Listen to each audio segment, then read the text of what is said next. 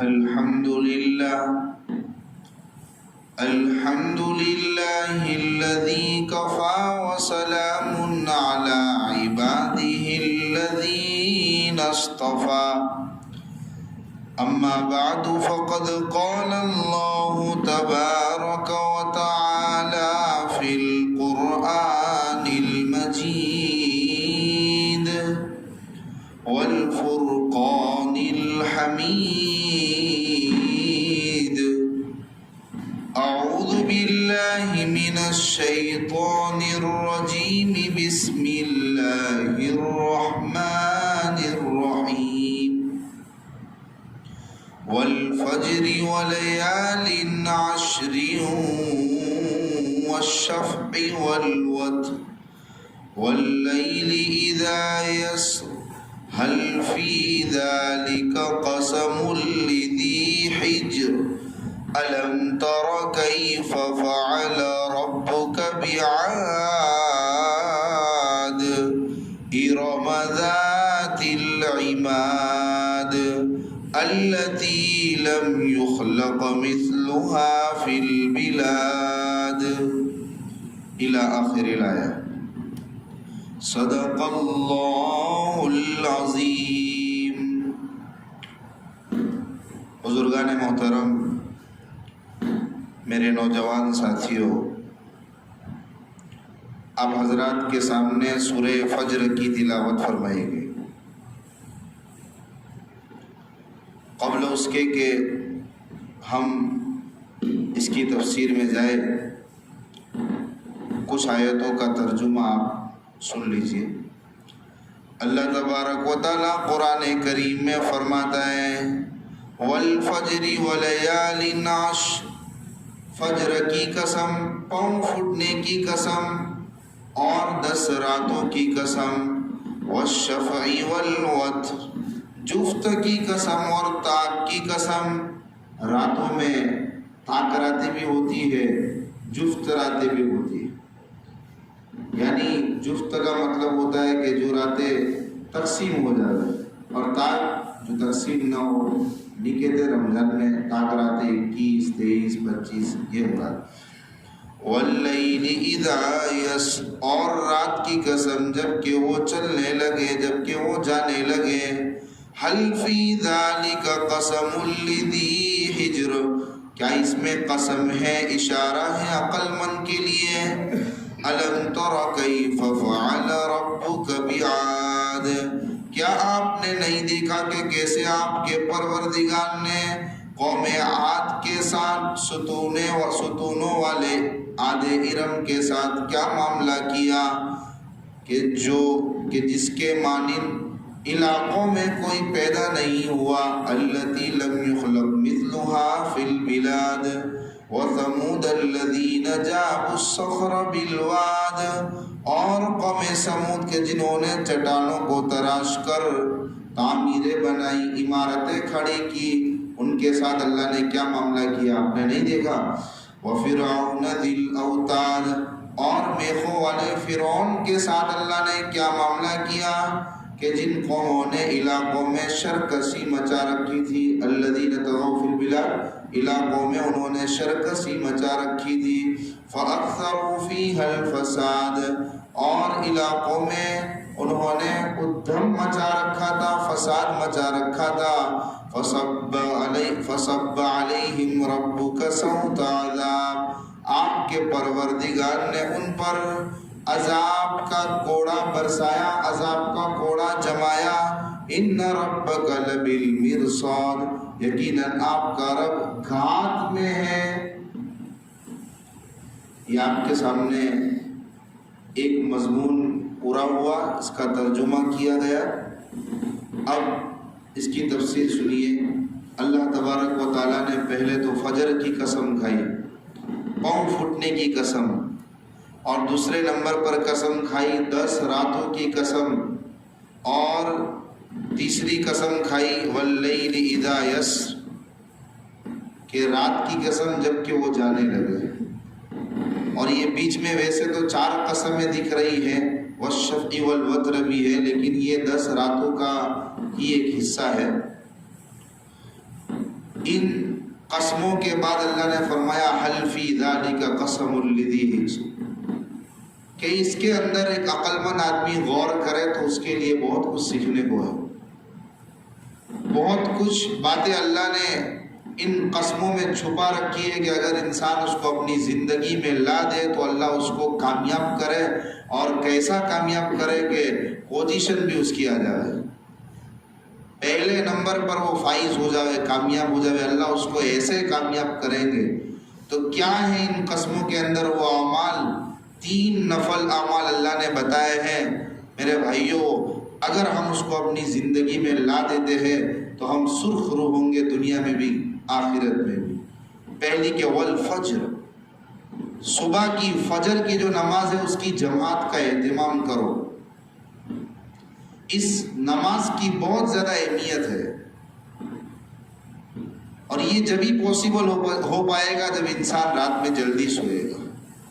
صبح کو پاؤں پھوٹتے ہی اٹھ جایا کرو. قرآن میں ایک جگہ پر اللہ تبارک و تعالیٰ نے تذکرہ کیا ہے کہ جس میں فرمایا گیا کہ صبح کی نماز میں جو قرات ہوتی ہے اور صبح کی جو نماز ہوتی ہے اس میں حاضری کا وقت ہے. فرشتے اللہ کا کلام سننے کے لیے جماعت میں شریک ہوتے ہیں.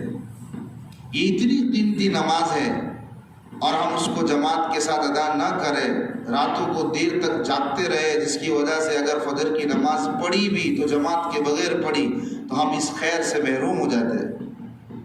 تو سب سے پہلا تو ہر مومن کو یہ چاہیے کہ راتوں کو جلدی سوئیں اور فجر کی نماز جماعت کے ساتھ پڑھیں، امام کے پیچھے پڑھیں اور اس کی تلاوت کو رغبت کے ساتھ سنیں.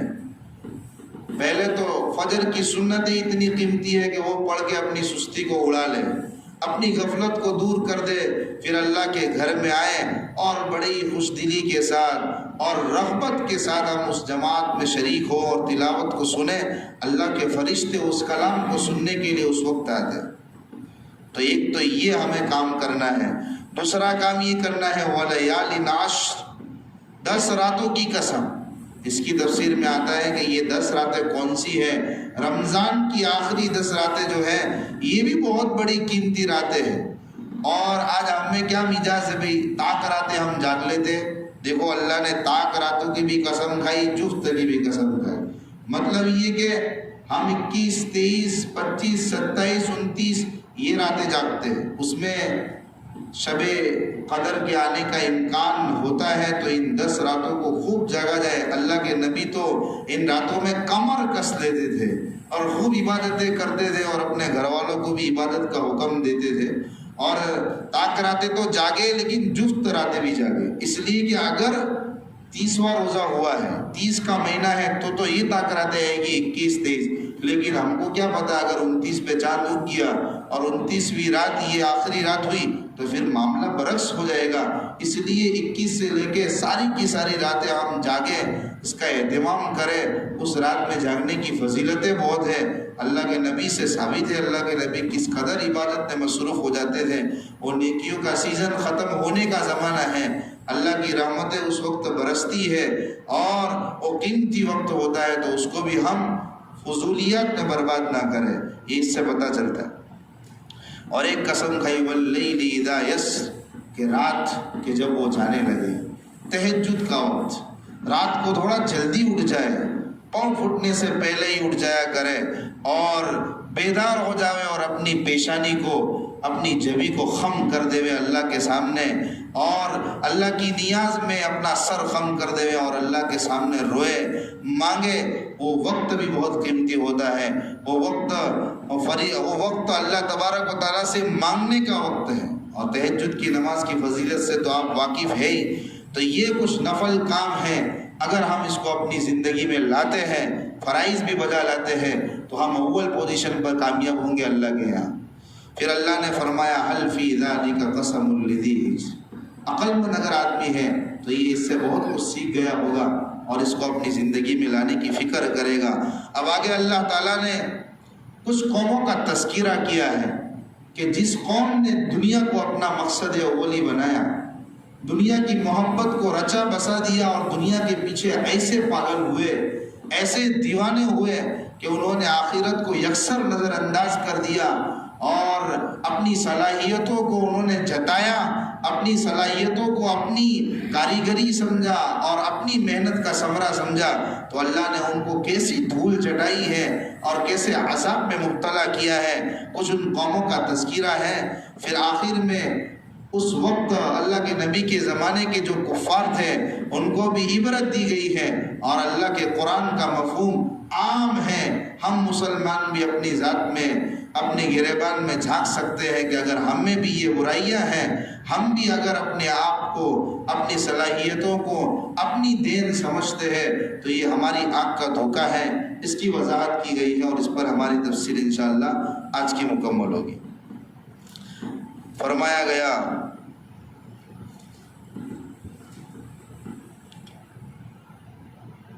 أَلَمْ تَرَ كَيْفَ فَعَلَ رَبُّكَ بِعَادٍ إِرَمَ ذَاتِ الْعِمَادِ، کیا آپ کے پروردگار کا معاملہ عاد ارم، عاد کی دو قسمیں ہیں، ایک تو عاد ارم جس کو عاد اولا کہتے ہیں، اور ایک عاد ثانیہ جس کو قوم سمود کہتے ہیں۔ یہ تقریباً کچھ فاصلے کا زمانہ ہے۔ یہ دونوں قومیں یعنی کچھ پردادا داداؤں کا فرق ہے، باقی قوم ایک ہی ہے، لیکن اس کے دو بھاگ ہو گئے، دو پارٹ ہو گئے، اور دونوں قوموں پر اللہ کے نبیوں میں سے نبی بھیجے گئے ہیں۔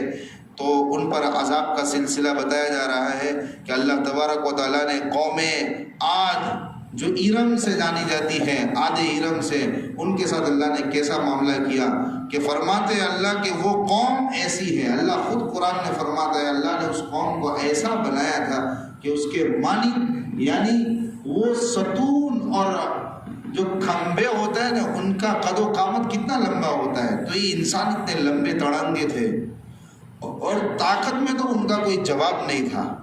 اللہ نے ایسا طاقتور ان کو بنایا تھا، ایسی طاقتور قوم بنایا تھا کہ اللہ فرما رہے ہیں کہ پورے علاقے میں، پوری دنیا میں تب تک ایسی قوم پیدا نہیں ہوئی تھی۔ ایسی قوم نے بھی جب سرکشی کی ہے اور جب انہوں نے ناز کیا ہے اپنی طاقت پر، تو اللہ نے ان کو مٹی کے اندر ختم کر دیا اور ملیا میٹ کر دیا ہے۔ اور ایک ارم، بعض مفسرین نے لکھا ہے کہ بھئی ایک ایسی جنت انہوں نے بنائی تھی، ان کے متقدمین لوگوں نے، عاد کے بیٹے شداد نے ایک ایسی جنت بنائی تھی دنیا کے اندر کہ سونے چاندی جواہرات سے اور لمبے لمبے ستون تھے۔ جب اس کے محلات تیار ہو گئے اور شداد اپنے رؤساء کے ساتھ اس میں داخل ہونے لگا، تو انہوں نے بنانے کا مقصد یہ تھا کہ لوگ آخرت کی جنت سے غافل ہو جائے اور ہماری اس دنیا کی جنت جو نقد آپ کے سامنے حاضر ہے وہ لوگ اس کے دیوانے ہو جائے اور اس کو ماننے لگے۔ تو اللہ نے ان کو ملیا میٹ کر دیا، ان کی جنت بھی دھری کی دھری رہ گئی، اور وہ لوگ بھی سخت ہوا اللہ کی چلی تھی 8 دن 7 راتیں یا 8 راتیں 7 دن، کہ ان راتوں کے اندر، ان دنوں کے اندر پوری قوم تباہ و برباد ہو گئی اور سب ان کی عمارتیں، ان کے محلات یہ مٹی کے حوالے ہو گئے۔ اسی طرح اللہ نے فرمایا وَثَمُودَ الَّذِينَ جَابُوا الصَّخْرَ بِالْوَادِ، قوم سمود جنہوں نے چٹانوں کو، پہاڑوں کے پتھروں کو تراش کر انہوں نے مکان بنائے، انہوں نے تعمیریں کھڑی کی تھی، لمبی لمبی تعمیریں، وہ بھی طاقتور قوم تھی۔ تو اللہ نے ان کو بھی جب نشہ آ گیا تو اللہ نے ان کو بھی ہلاک کر دیا اور سخت بھونچال آیا، اور سخت بھونچال کے نتیجے میں پوری قوم یہ دھرے کے دھرے رہ گئے، ان کی طاقت انہیں کچھ کام نہیں آئی۔ وفرعون ذی الاوتاد، اور میخوں والے فرعون کو بھی اللہ نے ہلاک کیا نا۔ قوم فرعون اور اس کے لشکر کو اللہ نے غرقاب کر دیا تھا، سمندر میں ڈبا دیا تھا، اس کو بھی ناز تھا اپنی طاقت پر۔ یہ ذی الاوتاد فرما کر میخوں والے فرعون کیا مطلب ہے کہ وہ جب کسی سے خفا ہو جاتا، کسی سے ناراض ہو جاتا تھا تو وہ کیا کرتا، وہ میخیں لگاتا، وہ میخیں لگاتا اور لوگوں کو جن سے وہ خفا ہوا ہے ان کو عذاب دینے کا وحشیانہ طریقہ اس کے یاد تھا، اور خطرناک بالکل ایسی سزا دیتا تھا کہ انسانیت شرما جائے، کہ ان کو میخوں سے باندھ کر ان کو دھوپ میں ڈال دیا جاتا اور پھر ان پر سانپ اجگر بچھو مسلط کیے جاتے، اور ایسا عذاب دیتا تھا گویا کہ وہ خدا ہو، اور اس نے خدائی کا بھی دعویٰ کر رکھا تھا تو اللہ تبارک و تعالیٰ نے اس قوم کو، فرعون کو، اس کے لشکر کے ساتھ غرقاب کیا، ہلاک کیا۔ الذین طغوا فی البلاد، کہ جنہوں نے علاقوں میں سرکشی مزہ رکھی تھی اور ان کا دم زوروں پر تھا، فاکثروا فیہا الفساد، تو اللہ کا پھر عذاب تو آنا تھا۔ اللہ ڈھیل دیتے ہیں، لیکن جب انسان سرکشی کی اور گناہوں کی حدیں پار کر دیتا ہے اور اپنے آپ کو اس قدر اللہ کی قدرت سے خارج سمجھنے لگتا ہے، تو پھر اللہ کا عذاب آتا ہے۔ اللہ کا عذاب کا کوڑا ان پر برسا ہے۔ ان ربک لبالمرصاد، اللہ فرماتے یقیناً آپ کا رب جو ہے نا گھاٹ میں رہتا ہے، اعمال کو دیکھتا ہے کہ کون سی قوم کے کیا اعمال ہیں، کیسے ان کے کردار ہیں، پھر ان پر ایسی جزا سزا بھی مسلط کرتا ہے۔ اب فرما رہے ہیں، اب نتیجہ مرتب کر رہے ہیں۔ فَأَمَّا الْإِنسان، انسان سے مراد ویسے وہ کفار ہیں، کافر ہیں، لیکن ہم بھی اس کے مخاطب کسی نہ کسی درجے میں ہیں کہ انسان تم بھی یہ خیال میں مت رہنا، تم بھی غافل مت ہو جانا۔ اذا مبتلاه ربه فاکرمه ونعمه، کیا آپ کا پروردگار اللہ تبارک و تعالیٰ کبھی کسی کو آزماتا ہے، کس طرح آزماتا ہے، اس کو عزت دیتا ہے، ونعمه، اس کو انعامات کی بارش برساتا ہے، فیقول ربی اکرمن، وہ کہتا ہے کہ میرے رب نے مجھے عزت دی ہے، میرے رب نے میری عزت بڑھائی ہے۔ واما اذا مبتلاه فقدر علیہ رزقا، اور بہرحال وہ انسان جس کو اللہ تبارک و تعالیٰ آزماتا ہے، اس پر روزی تنگ کر دیتا ہے، اس پر رزق تنگ کر دیتا ہے، تو وہ کہتا ہے کہ میرے رب نے مجھے ذلیل کر دیا۔ یہ کافروں میں یہی تھا کہ مال کا نشہ تھا، اور آج مسلمانوں بھی ہم دیکھ لیجئے کہ جس کو مال اللہ دے دیتا ہے، جس کو اللہ تھوڑی بہت نعمتیں دے دیتا ہے، تو اس پر تو سرخاب کے پر لگ جاتے ہیں۔ وہ اپنے آپ کو یوں سمجھتا ہے کہ میں اللہ کا مقبول بندہ ہوں، میں اللہ کا مقبول بندہ ہوں، جبھی تو اللہ نے مجھے نوازا ہے۔ شیطان اس کے دل میں یہ خیال ڈالتا ہے، ایک تو یہ سب سے پہلا خیال تو یہ ڈالتا ہے کہ بھئی یہ کسی کی دین نہیں ہے، یہ تیری اپنی محنت کا ثمرہ ہے، یہ تیری اپنی محنت کی پونجی ہے۔ اور دوسرا خیال یہ ڈالتا ہے کہ بھئی تو اللہ کا مقبول بندہ ہے، جبھی تو اللہ نے تیرے پہ انعام فرمایا ہے۔ اور جب اللہ تبارک و تعالیٰ کسی بندے پر تکلیف ڈالتا ہے، اس کی روزی کو تنگ کر دیتا ہے، اس پر فقر و فاقے کو مسلط کرتا ہے، تو وہ کیا کہتا ہے کہ بھئی میں مستحق تھا اکرام کا، میں حقدار تھا کہ میرے لیے اللہ تبارک و تعالیٰ نعمتیں برساتا، میں نیکوکار، میں ایسا، میں ویسا، مجھے اللہ تبارک و تعالیٰ نوازتا، مجھے تو غریب بنا رکھا ہے، فقر و فاقہ میں مبتلا کر رکھا ہے، حالات سے دوچار کر رکھا ہے۔ تو یہ شکوے شکایت شروع کر دیتا ہے، حالانکہ اس کو رضا بر قضا ہونا چاہیے، اللہ کی تقدیر پر راضی رہنا چاہیے۔ تو یہ جب انسان ایسی سرکشی کرتا ہے تو اللہ تبارک و تعالیٰ ان کا یہ خیال دور کر رہے ہیں، فرما رہے ہیں کلا، یعنی مقبولیت کا اور مردودیت کا یہ معیار نہیں ہے۔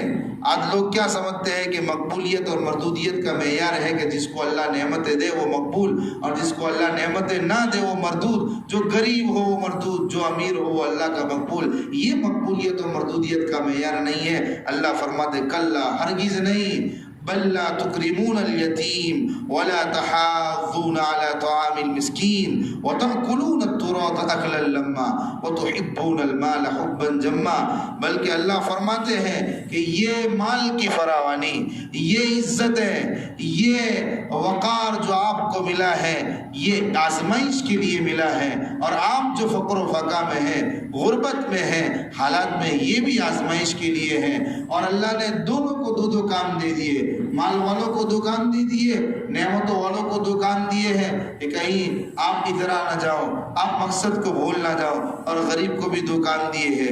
مالداروں کو کیا دو کام دیے کہ بھئی بل لا تکرمون الیتیم، یتیم کی عزت کرو، کہیں ایسا نہ ہو کہ آپ یتیم کو دھکا دو۔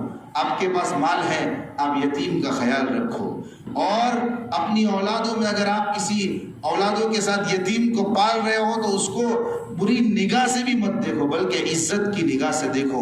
خرچ کرنے کا موقع ہے تو ان پر خرچ بھی کرو۔ یہ یتیم کا حق ہے یہ اللہ نے جو مال دیا ہے نا یہ مال کا حق ہے۔ اسی طرح ولا تحاضون علی طعام المسکین، غریب کا بھی خیال رکھو، محتاج کا بھی خیال رکھو، ان کا تعاون کرو۔ آج دیکھتے تعاون تو دور کی بات، اللہ فرماتے ہیں کہ بھی تعاون کرنے کی ہم اپیل تو کر سکتے، ہم تعاون نہیں کر سکتے، لیکن تعاون کرنے کے بارے میں کسی کا حوصلہ تو بڑھا سکتے ہیں، ہم نہیں کر سکتے کسی کو بھائی یہ غریب ہے یہ یتیم ہے اس کی مدد کرو، لیکن ناشکرا بندہ یہ نہیں کرتا ہے۔ لیکن اللہ نے جس کو مال دیا ہے اگر وہ تو یہ کام کرتا ہے، خود مدد کرتا ہے، تو یہ بہت بڑا کام کر رہا ہے، اور اللہ کے یہاں وہ پھر عزت والا ہے، پھر اللہ نے اس کو عزت دی ہے، ورنہ تو اس کی آزمائش ہو رہی ہے اور وہ دھوکے میں ہے۔ اسی طرح جو غریب ہے، جو حالات سے دوچار ہے، جس کو اللہ نے مال کی تنگی سے، رزق کی تنگی سے آزمائش میں مبتلا کر رکھا ہے، اللہ آزما رہا ہے اور وہ شکوے شکایت کر رہا ہے، تو بھائی شکوے شکایت نہ کرے۔ اللہ نے جس حال میں رکھا ہے تیرا یہ مقدر ہے، تیری یہ قسمت ہے، اللہ نے تیری تقدیر میں یہ لکھا ہے، تجھے کیا کام کرنا ہے؟ تجھے دو کام نہیں کرنے۔ کیا دو کام نہیں کرنے؟ وَتَأْكُلُونَ التُّرَاثَ أَكْلًا لَمًّا، اگر کوئی دنیا سے چلا جاتا ہے تو اس کا سارا مال ہڑپ نہیں جانا، سارا مال کھا نہیں جانا، بلکہ حقداروں کو ان کا حق دینا ہے، حقداروں کو ان کا حق دینا ہے، وراثت میں جس کا جو حق ہے اس کا وہ حق دینا ہے۔ اور دوسرا کام یہ فرمایا کہ وَتُحِبُّونَ الْمَالَ حُبًّا جَمًّا، مال کی ٹوٹ ٹوٹ کر محبت نہیں کرنا ہے۔ مال یہ انسان کی راحتوں کے لیے ایک ذریعہ ہے، اللہ نے اس کو ذریعہ بنایا ہے، لیکن مال کی اس قدر محبت دلوں میں پیدا نہیں کرنا کہ مال کی محبت ہی کو دنیا کا مرکز بنا دے، جینے کا مقصد ہی مال ہو جاوے، ایسی مال کی محبت تمہیں پیدا نہیں کرنی ہے۔ اگر انسان ان نصیحتوں پر عمل کرے تو اللہ تبارک و تعالیٰ اس کو دنیا میں بھی سرخ رو فرمائے اور آخرت کے اندر بھی اللہ کامیاب فرمائے۔ اب آخر کے اندر نافرمانوں کی، فرما برداروں کی کیا جزا و سزا ہے اس کا تذکرہ ہوگا، اس کا انشاءاللہ آئندہ مجلس میں ہم تذکرہ کریں گے، تفسیر کریں گے۔ صدق اللہ العظیم۔